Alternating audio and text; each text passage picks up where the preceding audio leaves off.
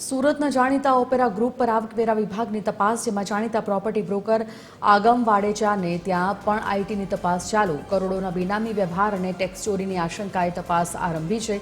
અનેક સ્થળે કાર્યવાહીથી મોટા વેપારી અને બિલ્ડરોમાં ફફડાટ ફેલાયો છે. તપાસના અંતે મોટા બિનહિસાબી વ્યવહાર પકડાય તેવી શક્યતા છે.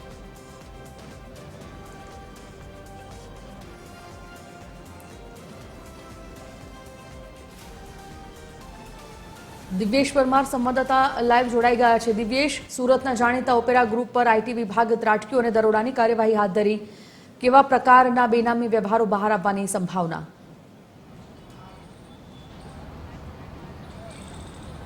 બિલકુલ જે પ્રકારે સુરત શહેર અને નવસારીમાં બંને જગ્યાએ અલગ અલગ જે સૂત્રોની માનીએ તો 17 જેટલી જગ્યાઓ પર જે દરોડા છે તે કરવામાં આવે છે અને આવકવેરા વિભાગ દ્વારા જે અલગ અલગ 100થી વધુ જે અધિકારીઓ છે તે વહેલી સવારથી આ દરોડાની કાર્યવાહીમાં જોડાયા છે.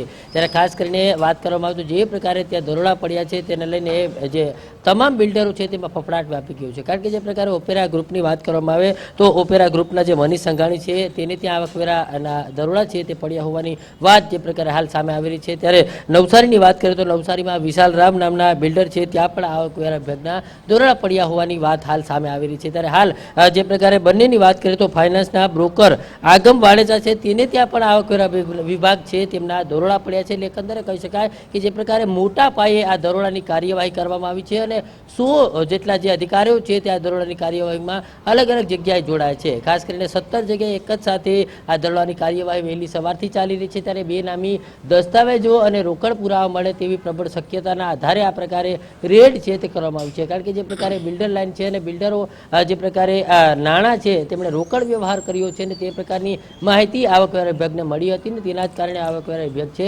તેમના દ્વારા હાલ કાર્યવાહી કરવામાં આવી છે અને અલગ અલગ જે પ્રકારે દરોડાની કાર્યવાહી ચાલી રહી છે. પરંતુ હજુ કોઈ સત્તાવાર માહિતી હાલ સામે નથી આવી રહી કે કોને ત્યાં જે પ્રકારે કઈ રીતના દરોડા પાડવામાં આવે છે. હજુ પણ જે પ્રકારે આખી વાત જે છે તે સત્તાવાર સામે નથી આવી. પરંતુ હાલ જે પ્રકારે આખી માહિતી સામે આવી રહી છે ત્યારે સૂત્રોની વાત માને તો મોટા પાયે ટેક્સ ચોરી જે છે તે પકડાય તેવી પ્રબળ શક્યતાઓ હાલ સેવવામાં આવી રહી છે અને અલગ અલગ જગ્યાએ 17 જેટલી સુરત અને નવસારી મળીને 17 જેટલી જગ્યાઓ પર જે રેડ કરવામાં આવી છે તેને લઈને હાલ આ રેડનો રેલો ક્યાં સુધી જાય છે તે હવે આગામી સમય બતાવશે. કારણ કે બિલ્ડર જે છે તે એકબીજાની સંયુક્ત કામગીરી કરતા હોય છે અને એકબીજાના જે સાઇટો ચાલતી હોય છે તેમાં પણ ભાગીદારી હોય છે અને તેના જ કારણે હવે આ જે અલગ અલગ જે રેડ કરવામાં આવી છે ત્યારે અલગ અલગ નામો પણ ખુલવાની શક્યતા હાલ સેવવામાં આવી રહી છે. ત્યારે હવે જે પ્રકારે અત્યાર સુધીના તમામ બાંધકામો જે છે તેમાં કઈ પ્રકારનો વ્યવહાર થયો છે, કઈ પ્રકારે વહીવટ થયો છે તે તમામ બાબતોની ઝીણવટભરી તપાસ છે તે હાલ આવકવેરા વિભાગ દ્વારા કરવામાં આવી રહી છે. જાણકારી માટે દિવ્યેશ, ધન્યવાદ.